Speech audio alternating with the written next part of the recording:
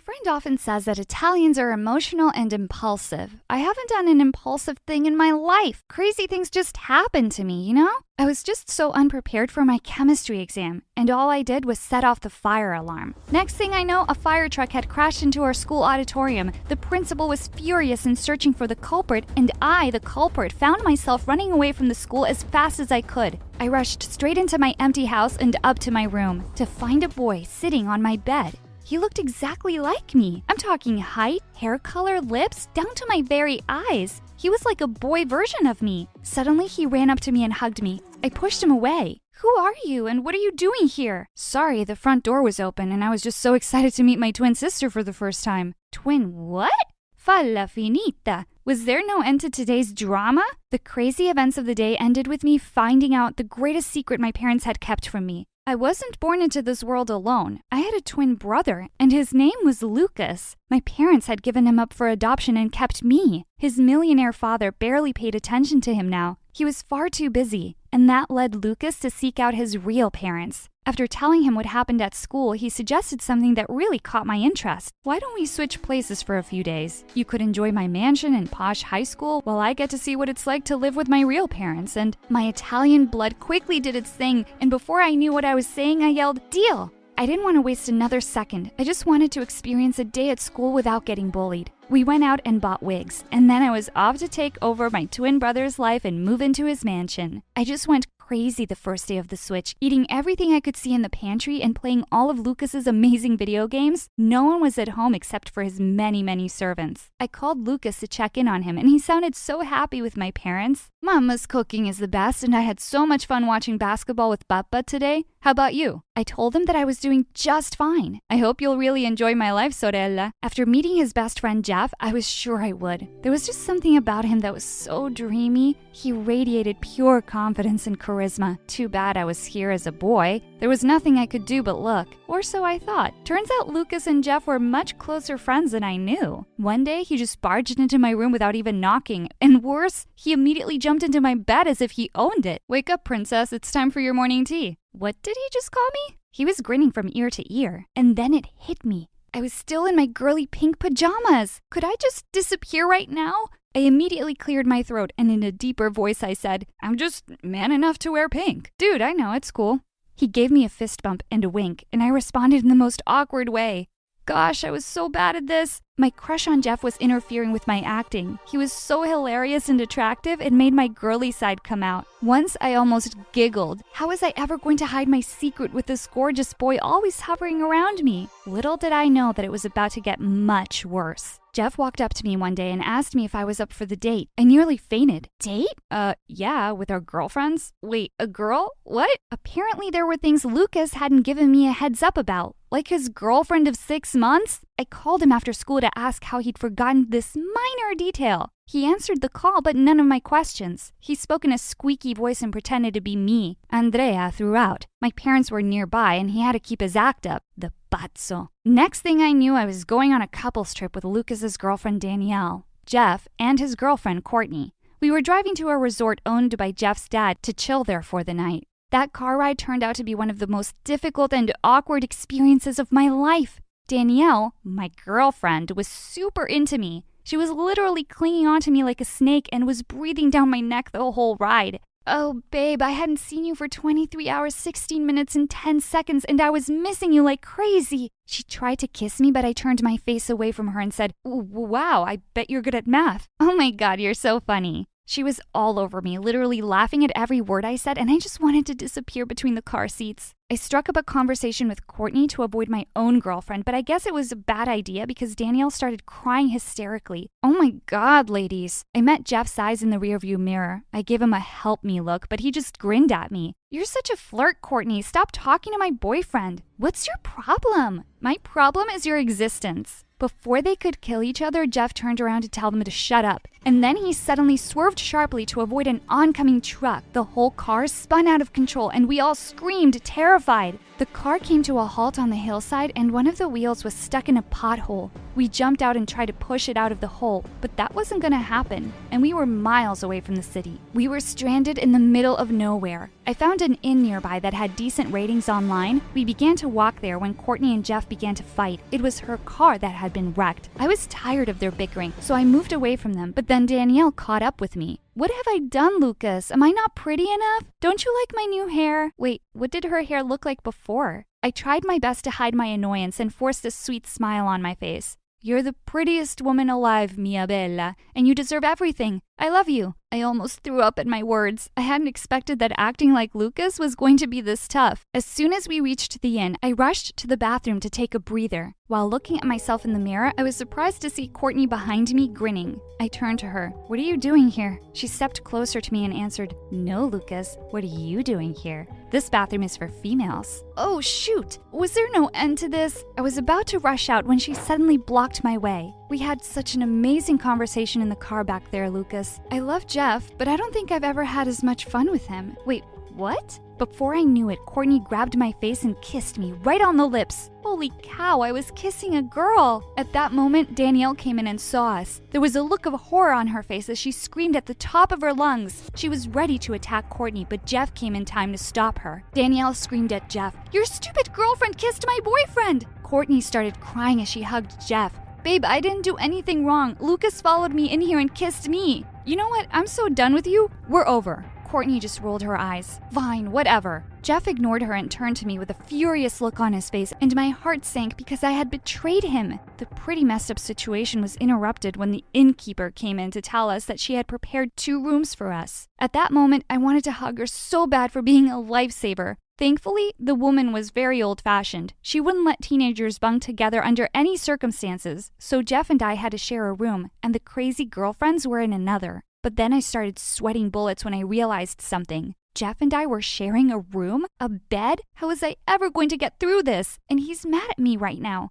I literally just kissed his cheating girlfriend. What was he going to do to me? My heart was racing when we finally went to our room. While heading to the bed, I tripped over something and fell down on the floor. Jeff immediately came to my rescue. He looked so worried as he helped me to my feet. I swear I was about to pass out because of how close our faces were to each other. Jeff offered to take a look at my foot and took off my sock. Nail paint on your toes? Nice. I gasped and looked down at my feet. My blue nail paint was still on my toes. I couldn't think of a single excuse that would work. Before I could betray my secret, I yanked my foot away and changed the topic instead. I'm sorry about what happened earlier, dude. I know you're mad at me. Are you going to beat me up? Suddenly, he burst out laughing. Why would I beat up a girl? And in this case, Lucas' twin sister. I froze in surprise.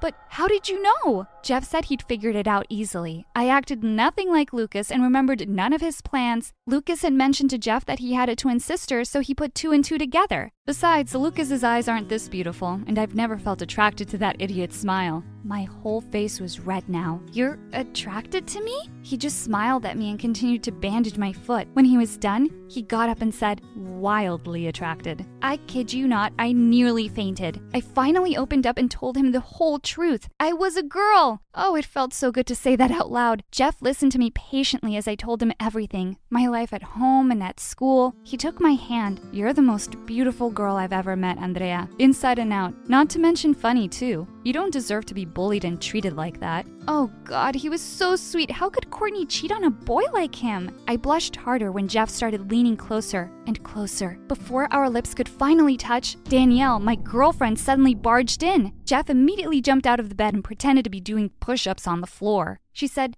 Babe, I couldn't sleep. That witch Courtney was snoring like a pig. I said, How did you get in here? Oh, the innkeeper was sleeping, so I took the duplicate key from the reception. Ugh, she was so annoying. I forgive you for kissing Courtney, by the way. Now let's go to sleep. She climbed onto the bed and told Jeff to sleep on the mattress instead. Jeff said, Yeah, sure, while grinning at me. He was really enjoying my misery. I was forced to cuddle Danielle to sleep just to stop her from making out with me. Babe, can you sing me my favorite lullaby? I was panicking now. I started singing some random nursery rhyme when Jeff came to the rescue again. In case you guys have forgotten, I'm also here. Can I have some peace? After a few more minutes of pestering me, Danielle finally fell asleep. I carefully untangled myself from her and rolled to the edge of the bed. I whispered down to Jeff, "Are you still up?" He whispered back, "How can I sleep when I can't stop thinking about you?" Oh, my heart. Go to sleep already. We need to have enough energy to deal with these crazy girls tomorrow. Sure, but I need a goodnight kiss. I rolled my eyes as I grinned in the dark. Fine, cariño. I reached down to him, intending to give him a kiss on the cheek, but to my surprise, he aimed for my lips instead. My heart almost jumped out of my chest when Danielle started snoring. Jeff and I were laughing soundlessly till our stomachs hurt. It was 5 a.m. when Jeff convinced me to sneak out and leave the 2 crazy girls behind. He paid for the rooms and we waited for help at the side of the road. Luckily, we were able to find someone to give us a ride back to the city. Jeff wanted to take me out on our first official date, so I wore the cutest pink dress and let my hair down this time. As he watched me walking towards him, he put a hand on his heart. Did it hurt? Huh? What did? When you fell down from heaven? His cheesy line had my heart doing hula hoops. Finally, I was able to giggle as much as I wanted. He took my hand and kissed it. You're even more beautiful than I thought. He took his dad's car and we continued our love story that weekend in his dad's resort. Just the 2 of us this time. Everything was perfect until Monday. Word of Courtney and I kissing had spread like wildfire, thanks to Danielle, who was really mad at me for leaving her behind. And now everyone thought I was trying to steal Jeff's ex-girlfriend. There was an awards event in the school's gym the next day, and Courtney was declared the best cheerleader. After delivering her speech, she suddenly called my name out and said, "I can't stop this feeling anymore, Lucas. Will you be my boyfriend?" Danielle shouted from the audience, "Girl, your desperation is hurting my toenails. Dream on." Courtney fought back. "At least I wasn't dumped by Lucas." Danielle replied, "Yet." It was so awkward that I found myself running out of the gym as everyone laughed at Courtney. I skipped school for the next 2 days to avoid those girls and chose to hang out with Jeff as my real self. I was so happy when he agreed to watch a cheesy romantic movie with me. The movie ended, and as soon as the lights were back on, we were shocked to see who was sitting in front of us. Danielle's friends! They were about to turn around, but Jeff and I were quick. I immediately buried my face in my bucket of popcorn while he pretended to sleep. Thank God they immediately left. That was close. Jeff and I continued our little dates, but my love-filled haze of happiness didn't last long. I was heading to school one day when Lucas showed up, the real Lucas. He was troubled and unhappy back in my school. He said he had no idea what I'd meant when I said I was unpopular. People were picking on him left, right, and center. I love our parents, sis, but I'm done with your life. I'm sorry. I would have agreed to switch back happily a few days ago, but now I wasn't sure. I didn't want to leave Jeff. On the other hand, I missed being a girl freely. I missed my parents too. What was I going to do? I told Lucas to give me some time and I went to school. Little did I know that this was the calm before the storm. That night, I got invited for a Zoom conference by Courtney. Out of curiosity, I clicked on it and was surprised to see the faces of everyone at school. Did I miss something? All right, now that everyone's here, are you all ready for our interesting lesson tonight? Oh no, I didn't like where this was going. She started playing a slideshow presentation for everyone to see, and it was pictures of me and Jeff, hundreds of them. Apparently, Courtney hadn't dealt well with my public rejection. She was suspicious of me and Jeff, and without our knowledge, she had stalked us during our last few dates. My world stopped when the pictures of me taking my wig off and kissing Jeff showed up. Everyone knew our secret now. My act was finally over, whether I liked it or not. So according to my research, Lucas's twin sister has been pretending to be him for the past few weeks, and she has had the nerves to kiss me and steal my boyfriend. I don't know which one is more disgusting. Ew. That was officially the end of it. I had to go back now. I was about to call Lucas to tell him what had happened, but he called me first and told me to come home urgently. I got really worried. Jeff drove me to my real house, and I saw my parents hugging Lucas with tears in their eyes. And Lucas wasn't dressed as a girl. What was happening? Mama? Papa? They immediately hugged me as soon as they heard my voice. Dad said, "Our bambina is back. Why didn't you tell us about this switching business?" I turned to Lucas, and while scratching his head, he told me, "Sorry, sis. Mama caught me in my underwear in the bathroom." Mom then started explaining, "We were forced to give up Lucas for adoption because we didn't have enough money to take care of you both. We never thought we'd see Lucas again, and we're so happy that we got to meet him." Lucas told us that he wanted to be close to his family, so he'd made a plan. There was more than enough room in his mansion for all of us. He talked to his foster dad already, who was totally fine with it. My parents were so over the moon. I was so excited to have a sibling and leave my horrible school. And of course, now I could stay close to Jeff. Jeff said, Oh, by the way, dude, Danielle's no longer your girlfriend. Lucas laughed. Great, I was wondering how I was going to break up with her. Seriously, those girls are the worst. The boys did a fist bump in front of me. Jeff then turned to me with a wink. That's how it's done, babe. I just answered him with the girliest giggle ever.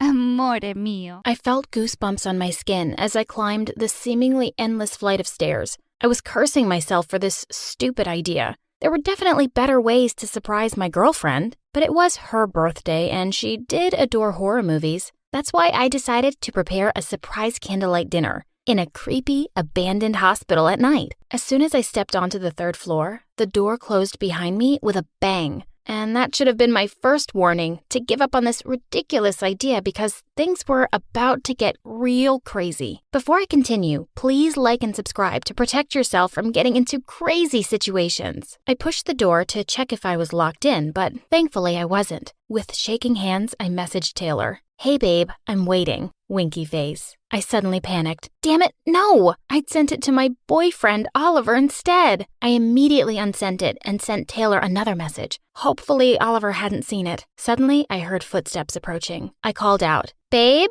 Taylor? Is anyone here? Just then, someone tapped on my shoulder, and I almost passed out. I heard laughter. Taylor? I yelled. Babe, don't do that. You nearly scared me to death. She answered. And who told you about this venue? I told her that I thought she'd love it, but then she caressed my cheek and said, I do, but you don't. My heart fluttered. My girlfriend was such a stud. Just as we sat down to eat, we heard a blood-curdling scream. Taylor got up and dashed out of the room to check it out, and I followed. We went into a room at the end of the hall, and we saw a guy looking out the window. Thinking it was a ghost, I hid behind Taylor. She called to him. Who are you? What do you want? The guy replied, My phone. I dropped my phone. Damn it. I gasped. His voice sounded familiar. Oh no, it couldn't be. But then he turned, and I almost wanted to jump out of the window myself. It was Oliver. I asked, What are you doing here? He replied, You told me to come. The blood drained from my face as Taylor turned to me. Thankfully, everyone was suddenly distracted when Oliver said,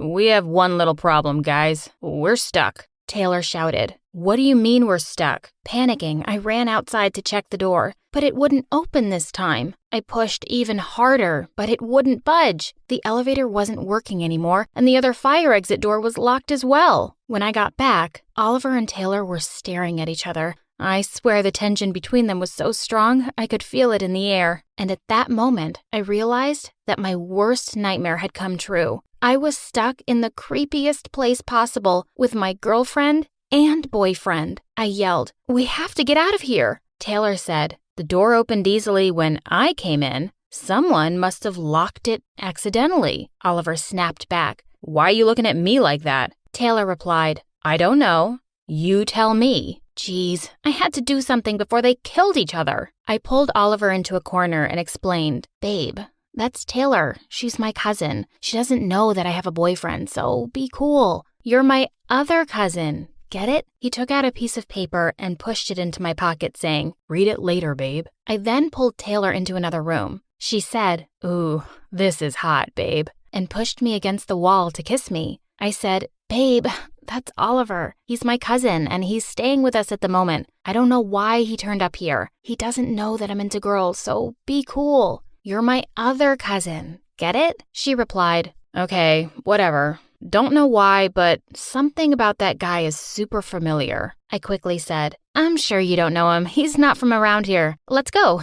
We started looking around to see if we could find a way out. Taylor's phone was in her bag, which was on her motorcycle outside, and Oliver had dropped his, so our only chance was my phone. I tried dialing 911, but of course, there was no signal. They were both holding onto my shirt as I led the way back to the room where Taylor and I had been on our date. Just then, Taylor picked up something from the floor. It was the little love note that Oliver had slipped into my pocket. She looked at me and then at Oliver and said, Kendra, who gave this to you? Before I could reply, Oliver jumped in and said, What's it to you? Huh? But out of her personal business, will you? Taylor looked furious, and I did the only thing that I could think of and said it wasn't mine. You know I think these notes are stupid. Then I took it from her and tossed it away. I turned to the window and started screaming for help. but no one seemed to be in the area. Taylor suggested we gather the bed sheets, tie them together to make a rope, and use it to climb down from the window. But Oliver immediately rejected her idea. How are you so dumb?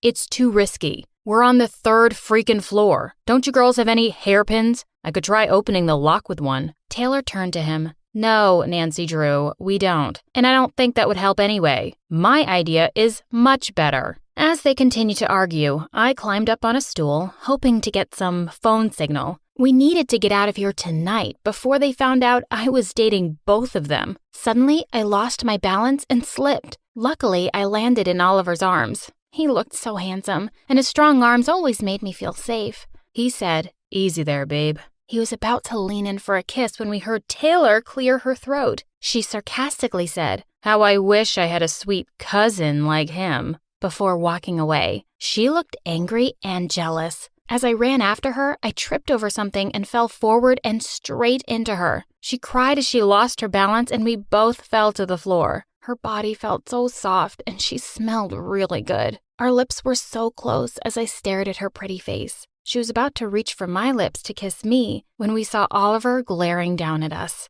He said, "We shouldn't be messing around, girls. Get up and move." Ugh, I found them both so attractive in different ways. It was so confusing. Maybe this was my chance to finally decide between them. Suddenly, Oliver came up to me and said, "I think your cousin has a crush on me. She keeps checking me out." I wanted to laugh, but then Taylor said the same thing about him. They thought jealousy was interest. For some reason, that pissed me off. Clearly, it was only me anyone liked. It was past midnight already, and Oliver suggested we wait until morning to find help. I thought it was a great idea. The less we talked, the less likely it was that they'd find out my little secret. But Taylor seemed agitated. I started dusting a bed off when Taylor said she didn't want to sleep in a room with a boy. She said, "I just wanted to have a girly time with Kendra tonight. We have lots of catching up to do." Oliver said, "Fine, I'll sleep in the next room then." In bed, Taylor hugged me from behind and said, "Well, I can't complain. I like how it's turning out." But I couldn't help worrying about Oliver. He only had one candle with him. Moments later, I noticed a blood stain on the bed and started freaking out. My period had started. Taylor said she had me covered and gave me a tampon. My girl was a lifesaver. I gave her a quick kiss. When I came back, she hugged me again. But Oliver being alone kept bothering me. I suggested that we move to his room. I said, "He's kind of a wimp. He might be scared." Taylor answered, "Are you kidding me?" I said, "Oliver is my cousin. He's my responsibility. We have to stick together." Oliver slept on a couch across the room and Taylor and I on the bed. Taylor had already fallen asleep, while I kept imagining shadows and whatnot dancing around the room. What if the ghost of a dead patient suddenly lay down beside me? I caught Oliver's attention and signaled him to sleep on my other side. He slid under the cover with me. My heartbeat started to race when I felt his hand holding mine. It felt weird to be sandwiched between them, but for some reason, it felt exciting. Suddenly, a loud rustling noise in the hallway made us all jump to our feet. Oliver asked, "What was that?" Taylor answered him, "I don't know. Why don't you check it out since you're the guy here?" Using a candle, Taylor and I followed Oliver out of the room. We saw a lot of emergency things scattered on the floor. I screamed when a huge rat suddenly ran out in front of us. When I turned to them, I almost laughed when I saw them hugging each other tightly in fear. They took like 10 steps apart when they realized that it wasn't me they were hugging. Oliver said, "Sorry about that. I thought you were my cousin." Taylor answered, It's not a big deal." We couldn't fall back asleep after that and just sat in silence. Man, this was getting uncomfortable. I spotted an empty bottle in the corner. I shouted, "Let's play truth or dare." We sat down on the floor and Oliver spun the bottle. It landed on me. Oliver smirked and said, "Okay, Kendra, I dare you to kiss Taylor." I looked at him in shock. Was this some kind of test? I laughed and said, "That's gross, Oliver. She's my cousin." Taylor looked pissed when I said that. She said, "Oh, well, I guess the only two people who aren't cousins here are me and Oliver." And she suddenly crawled over to him, pulled him towards her by the collar, and kissed him. Oliver looked really surprised and turned red. I was so angry, but it's not like I could say anything. Thankfully, it was morning now, and everything had started to brighten up. We looked like a bunch of zombies. I checked my phone, and was horrified to see that my battery had totally drained. We followed Taylor to the laboratory room and saw some chemicals spilled on the floor. Oliver slipped, but before falling, Taylor was able to catch him. She told him, "Watch your step, dude." Oliver looked up at her, and seeing how they were staring into each other's eyes made me feel like I had been stabbed through the chest. I was jealous, but I didn't know of who. I pushed them apart and said, "Come on, let's get to work. I don't want to be stuck here forever." We found some jars and test tubes with scary-looking things inside. Taylor explained what they were with confidence, and Oliver looked oh so fascinated. He said, "Wow, that sounds so cool." Taylor replied, "My dad's a surgeon. That's why I know these things." Oliver just stared at her, and Taylor looked like she was enjoying it. Suddenly, Taylor said, "I'm so cold." I started taking off my jacket, but she said she didn't want me to catch a cold, so she went to our room and got into bed. Oliver went in after her and put his jacket around her shoulders. Taylor must have thought it was me because she said, "I love you, babe." But Oliver just turned red, and when Taylor saw who it was, she blushed too. Ugh, it was so annoying. I had to get their attention back. I walked away and tripped on purpose. Acting like I had a sprain, I shouted for help, but no one came. I was furious. I marched back to the laboratory room and my jaw dropped in horror at what I saw. My boyfriend and girlfriend were kissing. I screamed, "What the hell? I hate you both." Both of them looked so shocked as they stepped away from each other. Taylor said, "What did you say, babe?" I told her Oliver was mine. Oliver asked, "Did you just call her babe too?" I answered, "Yes, because she's my girlfriend. She's mine." All of a sudden, I realized what I'd done, but it was too late because they both looked furious. Now what? I immediately walked out and looked for a corner to cry in. A few hours had passed and my stomach growled. I realized that we hadn't eaten for more than 12 hours. I found them in our room eating the leftovers from last night. My anger flared. Oliver feeding Taylor with his own hands. The freaking traitors. They were officially together now? I complained that no one had even asked me for food, and Oliver said, "But I thought you were on a diet." Taylor repeated him, "Yeah, I thought you were on a diet." I told her to stay out of this, and she replied, "Or what? You'll cheat on me?" For a minute, the whole room was absolutely silent, but the tension was killing me. I chose to walk away again, or I'd go crazy. Nighttime came again, and I was so pissed. I spent another hour screaming for help, even though I knew it was useless. When it was time to sleep, I went to join them, wondering what the sleeping arrangement would be tonight. I'd probably be the one on the couch now. I noticed that Taylor was missing. I asked Oliver where she was, and he told me that he had been looking for her too. Oliver tried to hold my hand as we checked each room, but I smacked it away. How dare he? He had kissed my girlfriend, and it was unforgivable. He then told me that he didn't trust Taylor. "I think she already escaped and left us here. We should get out already." I was annoyed.